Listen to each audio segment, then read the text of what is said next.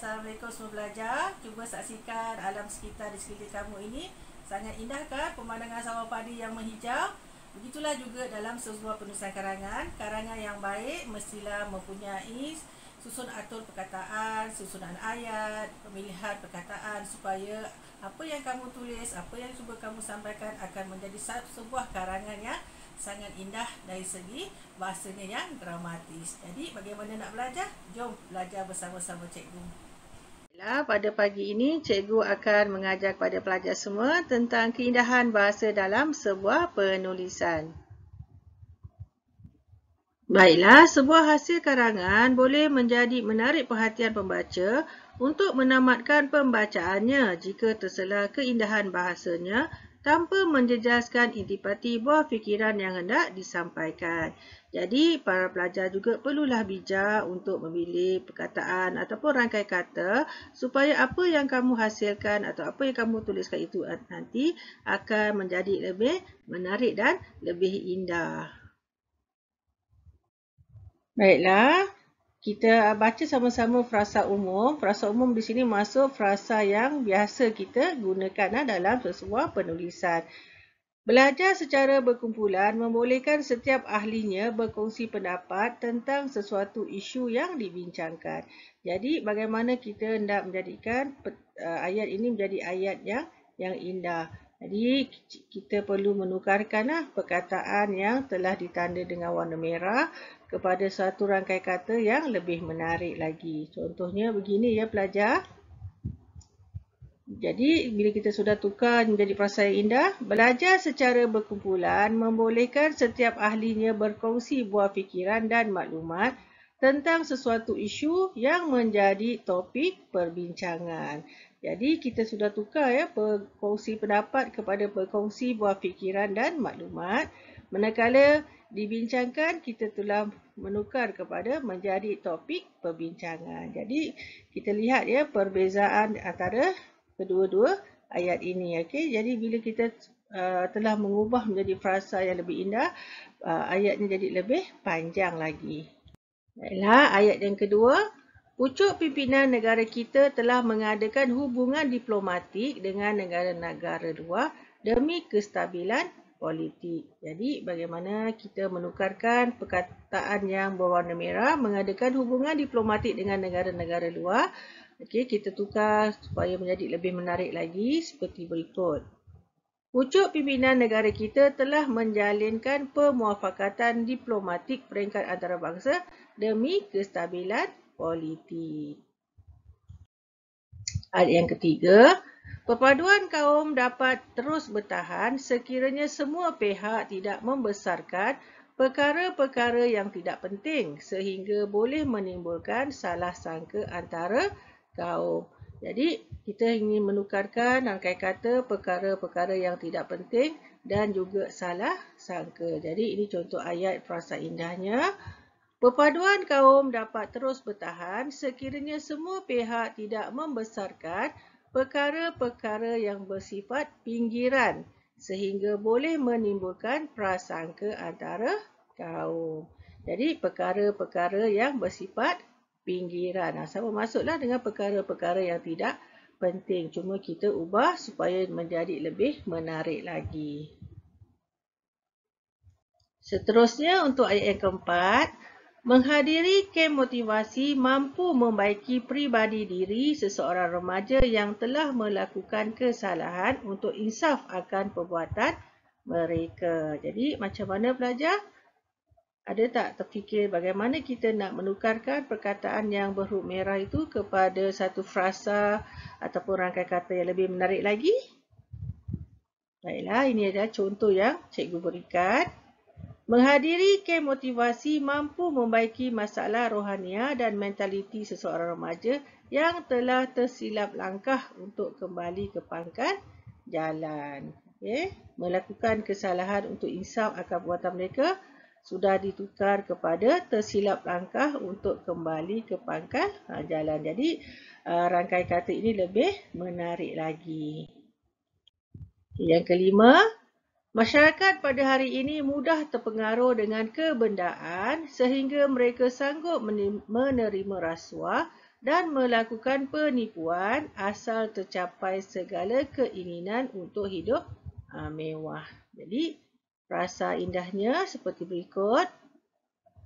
Masyarakat pada hari ini naif dengan kebendaan dan material yang melalaikan, sehingga mereka sanggup menerima rasuah dan melakukan penipuan asal tercapai segala keinginan untuk sebuah kehidupan yang dilimpahi kemewahan. Ayat yang ke-6. Ibu bapa memainkan peranan penting dalam melakukan perubahan sikap bagi membentuk disiplin anak-anak mereka. Disiplin yang kukuh menjadi penghalang untuk mencegah anak-anak daripada terlibat dalam perbuatan-perbuatan negatif yang dibenci oleh masyarakat. Jadi, inilah ayat ni biasa saja. Jadi, macam mana kita nak jadikan dia ayat yang indah? Okey, seperti berikut. Ibu bapa memainkan peranan dominan dalam melakukan anjakan paradigma bagi membentuk disiplin anak-anak mereka. Disiplin yang kukuh menjadi benteng yang ampuh untuk mencegah anak-anak daripada terjebak dalam perlakuan-perlakuan negatif yang dipandang hina oleh masyarakat. Jadi peranan penting tukar kepada peranan dominan, perubahan sikap kepada anjakan paradigma, penghalang menjadi benteng yang ampuh. Okay. Terlibat dalam perbuatan-perbuatan negatif yang dibenci oleh masyarakat, kita tukar kepada terjebak dalam perlakuan-perlakuan negatif yang dipandang hina oleh masyarakat. Ayat yang ke-7. Sebahagian daripada hidup bahagia di dunia adalah memiliki keluarga yang bahagia. Kasih sayang yang diberikan oleh ibu bapa menjadi sumber kekuatan anak-anak untuk berjaya dalam pelajaran. Jadi, frasa indahnya berbunyi seperti berikut. Sebahagian daripada kesempurnaan kebahagiaan duniawi adalah memiliki keluarga yang bahagia. Limpahan kasih sayang yang dicurahkan oleh ibu bapa menjadi sumber kekuatan anak-anak untuk sukses dalam pelajaran. Jadi untuk hidup bahagia di dunia, kita tukar kepada kesempurnaan kebahagiaan duniawi. Kasih sayang yang diberikan, kita tambah limpahan kasih sayang yang dicurahkan. Berjaya, kita tukar kepada sukses. Jadi ayat ini menjadi lebih menarik dan indah. Baiklah, ayat yang ke-8. Amalan bergotong royong merupakan antara langkah yang dapat diambil bagi memupuk semangat kejiranan ini. Keadaan ini menunjukkan bahawa semangat kejiranan yang disemai dapat membentuk kerjasama dalam kalangan anggota masyarakat dan seterusnya membentuk persaudaraan yang kukuh. Jadi, bagaimana kita nak menukar perkataan yang rangkaian kata yang berhuruf merah itu kepada rangkaian kata yang lebih menarik. Jadi contohnya seperti berikut.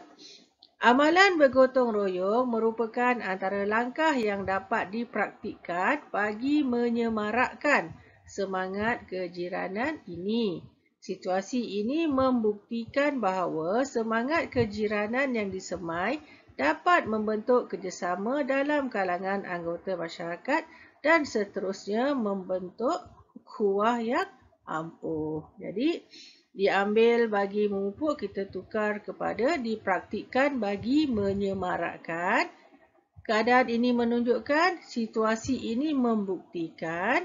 Persaudaraan yang kukuh, kita tukar kepada ukhuwah yang ampuh. Yang ke-9. Dengan pendapat yang sama, kita dapat mengekalkan kestabilan politik dan keamanan negara jika pertelingkahan kaum ini dapat dielakkan oleh semua anggota masyarakat yang memiliki perasaan cinta akan negara. Jadi kita tukarkan dengan nada yang sama, dengan pendapat yang sama kita tukar kepada dengan nada yang sama.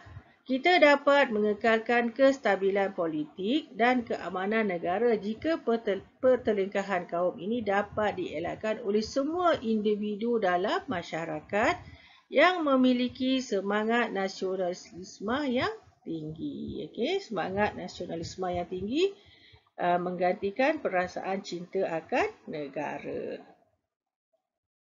10.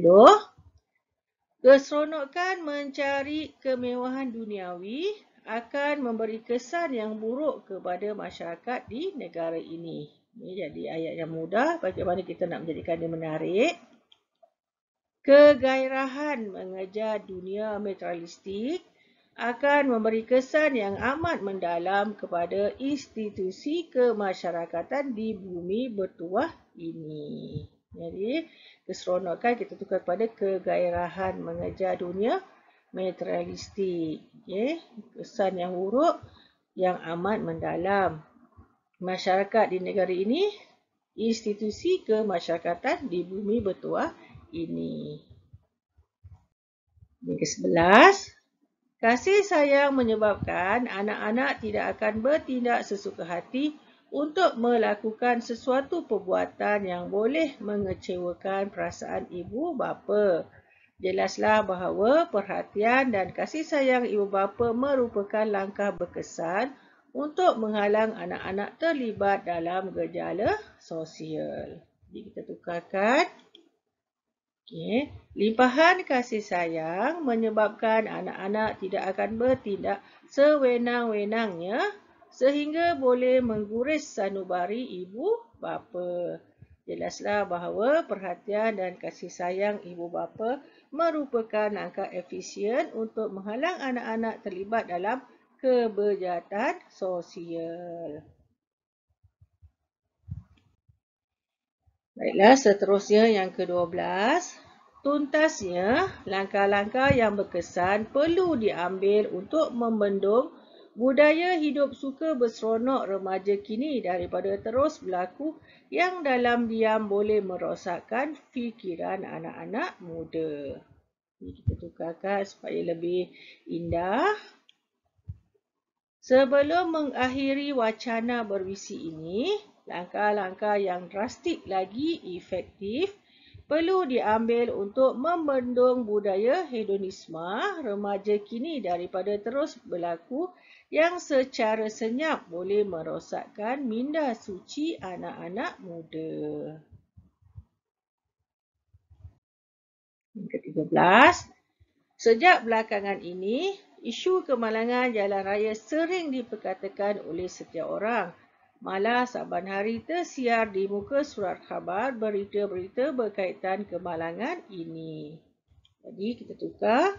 Sejak belakangan ini, isu kemalangan jalan raya acap kali dibicarakan oleh setiap lapisan masyarakat. Malah saban hari terpapar di dada-dada akhbar berita-berita berkaitan kemalangan ini. Yang ke-14. Kestabilan politik merupakan prasyarat penting kemajuan ekonomi negara. Rakyat turut dapat merasai faedah sekiranya negara kita terus maju dalam sektor ekonomi. Jadi kita boleh tukarkan ya perkataan kemajuan ekonomi dan juga merasai faedah. Kita tukarkan kepada frasa yang lebih indah seperti berikut. Kestabilan politik merupakan prasyarat penting pertumbuhan dan kemakmuran ekonomi negara. Rakyat turut dapat menikmati manfaat sekiranya negara kita terus maju dalam sektor ekonomi. Jadi, kemajuan ekonomi kita tukar kepada pertumbuhan dan kemakmuran ekonomi. Merasai faedah tukar kepada menikmati manfaat. Jadi perkataan ini lebih indahlah dan lebih gramatis. Dan ayat yang ke-15. Perpaduan kaum amat diberi perhatian oleh Perdana Menteri kita supaya peristiwa hitam 13 Mei tidak berulang lagi. Jadi, tukar. Perpaduan kaum amat dititik beratkan oleh Perdana Menteri kita supaya peristiwa 13 Mei yang penuh tragis tidak berulang lagi. Dalam video PDDC pada pagi ini, cikgu harap apa yang cikgu sampaikan ini akan memberi satu kefahaman kepada para pelajar semua. Jadi, jangan lupa ya untuk like, share dan juga subscribe video PDPC ini. Jadi, diucapkan terima kasih. Bye.